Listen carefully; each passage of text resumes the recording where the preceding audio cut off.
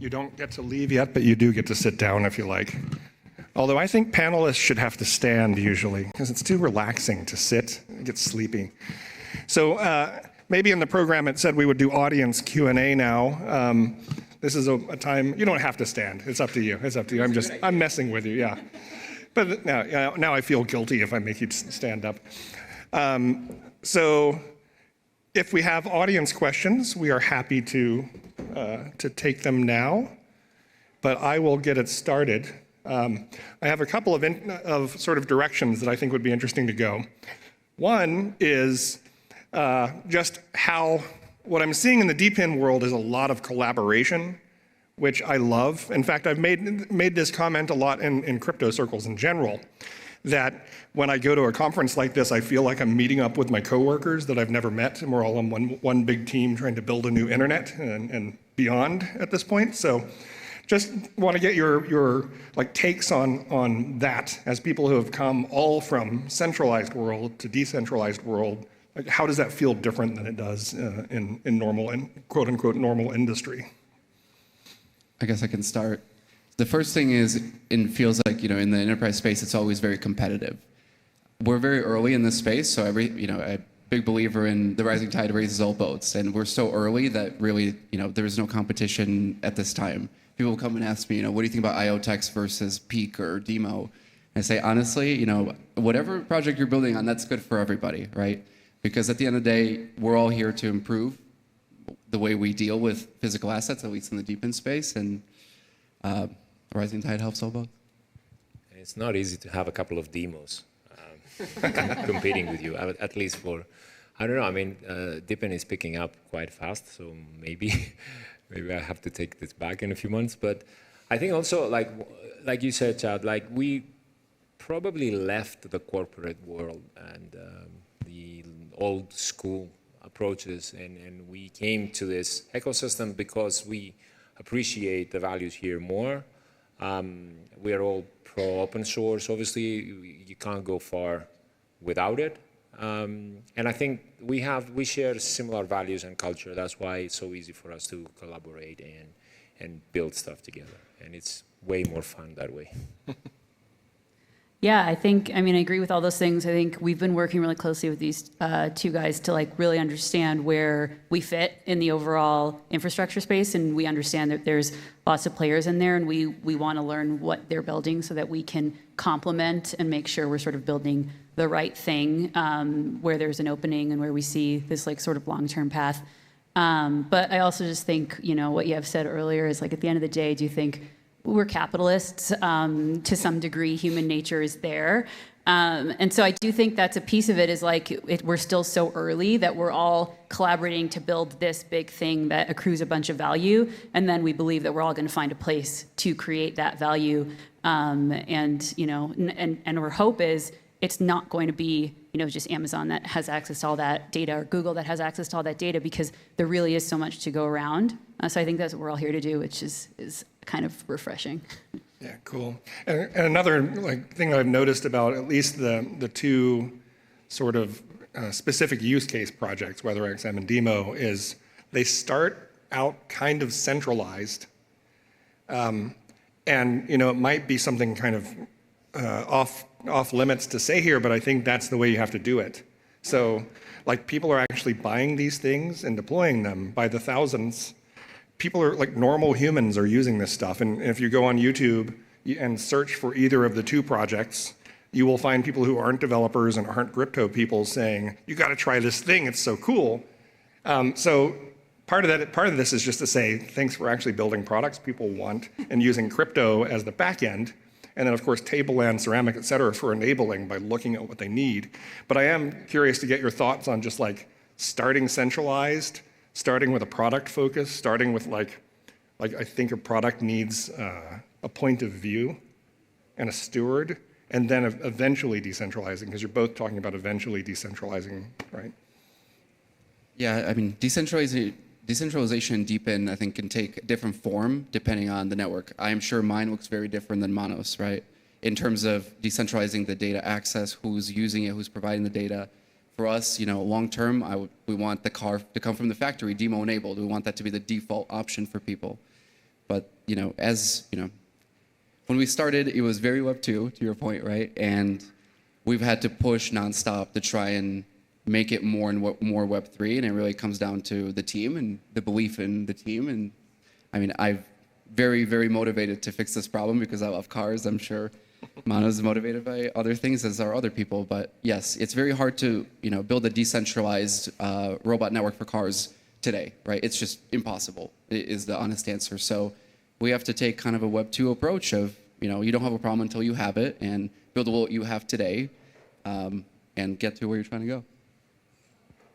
Yeah, I agree that the technical solutions and the approaches at the end are going to be completely different. But I think probably we have a lot of common concepts and backgrounds, by the way, because I think for companies to build hardware, they need some serious, skills and experience and background. So I'm guessing it will have to be people who were doing this already before the crypto pivot. And that's our case. And I know that's the case with many quality projects as well, and DIMO as well. So, and I think we are entering, I was reading an interesting article from Nick Grossman from USV, and he's using the term crypto enabled instead of crypto native. And it's difficult to have hardware and claim crypto nativeness. Is like, I might be using this term sometimes when I'm saying like we're essentially building a hardware weather oracle, native hardware weather oracle, but I think the correct term here is enabler, because if you're interacting with the physical world, there has to be some points that you have some kind of control, but that control can be delegated to other people as well. So it's usually, in DePin projects, you usually find a pair of a company and an association, which might be from the same people at the beginning, because somebody has to start this. But eventually, those two entities, they split, and more people join them, and they have different goals. And one is giving or taking services from the other. And I think the quality projects are being honest about it. And that's why we are open presenting that there's a lot of centralization taking place here, because there's no other way to do it. Like if somebody here has the solution to this, like, please come and find me. But we will get there. I think we will. I'm glad you called out this crypto native thing, because I think in almost all cases, this is a word that creates bad behavior and creates a cult-like bubble. And it creates horrible products. And that's why crypto users are eating glass every day when they try to do anything. And that's why, aside from a few projects, no real people are using crypto, right? So it's kind of like, I was in the 90s, I was one of these open source zealots that was like one of the first people to ever install Linux at home. And there was a saying that turned into a joke. Next year is the year of Linux on the desktop. So 2024 is the year of Linux on the desktop. It's become a joke, and it becomes, yes, old people unite. But it's become a joke, and it kind of feels like a failure, but I think it wasn't actually a failure, and I reflect on how we are similar to that now. I'm pretending I'm a panelist. I'm supposed to ask questions, but I'm excited by this. Back then, we believed in open source, and we still do. I still do. And we wanted it to be the thing that won. We wanted to beat all the bad guys, the Microsofts who owned the desktop at the time, and Apple, et cetera. So therefore, we wanted it to be in people's faces. But what really happened is, like, how many Linux devices are in this room now, or open source powered operating system devices? It's crazy. Like, we're just surrounded by them. There might be one in my body, I'm not sure. So we are Linux enabled. We're open source enabled. That's where I think crypto goes. And so, like, kudos to Nick. He was here a minute ago, actually. I'm not sure if he's still here, but good call out. And so, Marla, for you, so you're sort of on the other side of this.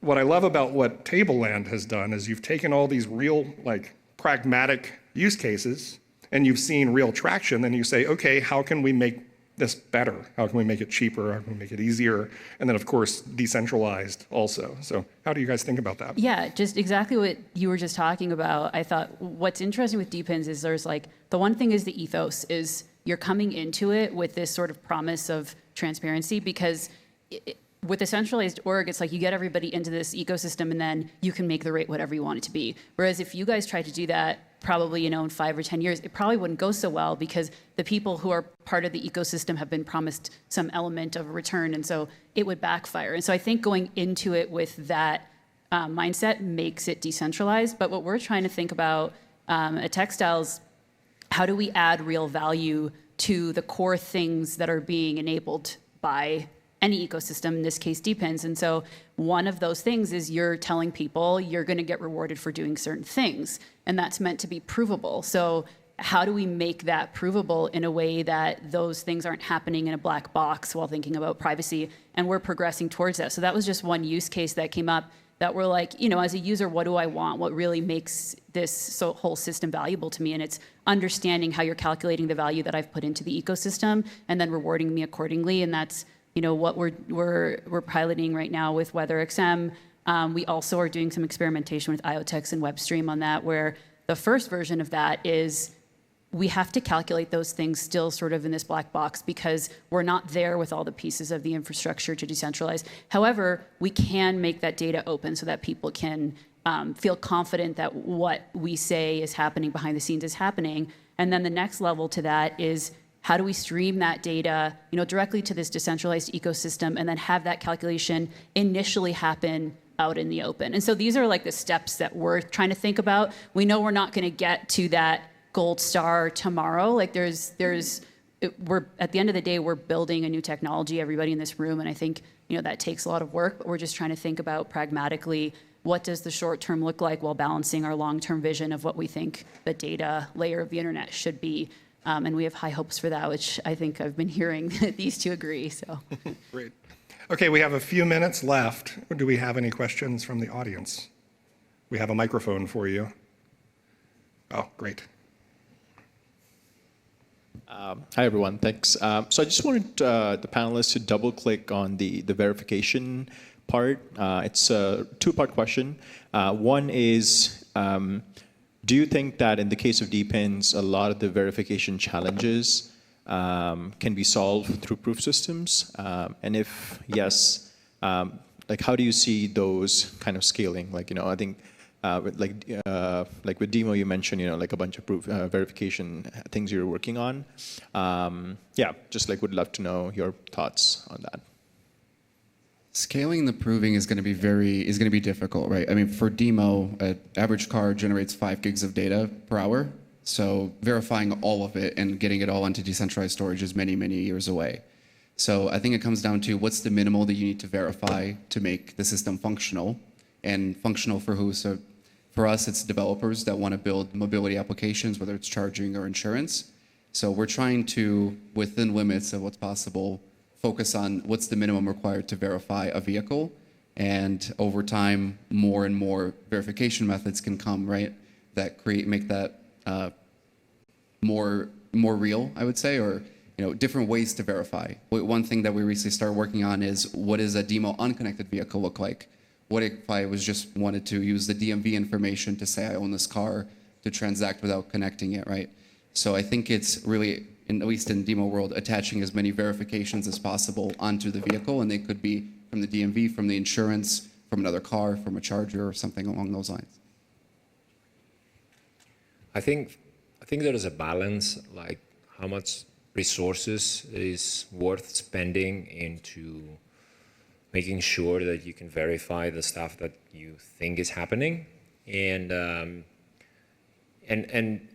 I think in the crypto space, because people are used of exchanging tokens on chain, they have over-engineered it. Well, not for their standards, but I think they have worked a lot on that problem because the value locked was huge, and it makes absolute sense.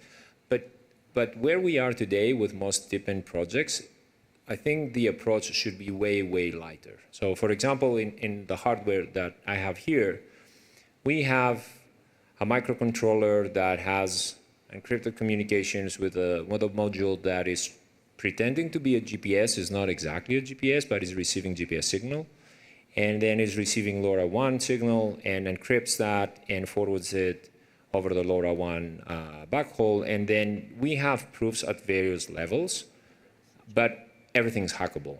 It's just that we think that the cost to hack this hardware is not worth hacking it, and that's a good balance to stop there. And it's a similar approach to what you do on chain or on your backend cloud and so on. And I think as the value of the DePin projects increases, then we will see more sophisticated approaches and ways to solve the scalability problems as well. But this is not necessarily today. I think it's easy to do a good enough job for the time being. Yeah, the only thing I would add is just, I've touched on this earlier, I just think the more open data we have access to, the more verification and proof of things happening is going to become a lot easier, because we'll have data coming from various points in various ecosystems that can be cross-referenced to add some confidence that something happened. So I think that's what we're really excited about, and I think that will help with the proof question. This is exactly actually what you were talking about, using LoRaWAN as an additional proof. And I'm sure you can come up with other indirect ways that you can enhance that part. And the reason why I mention it is because this device can actually sniff Wi-Fi as well, so we can do Wi-Fi localization in addition to other stuff. I mean, I wasn't supposed to say this, but it's all right. I mean, the hardware, the specs are there. We are open sourcing our hardware, by the way. Like, we open source the previous generation every time we build a new one. So we want to create an ecosystem of manufacturers or even enthusiasts that they want to try to hack this or improve it. So yeah, and the next one is going to be even better. All right, cool. Well, thank you so much for your work and for the presentations and the questions.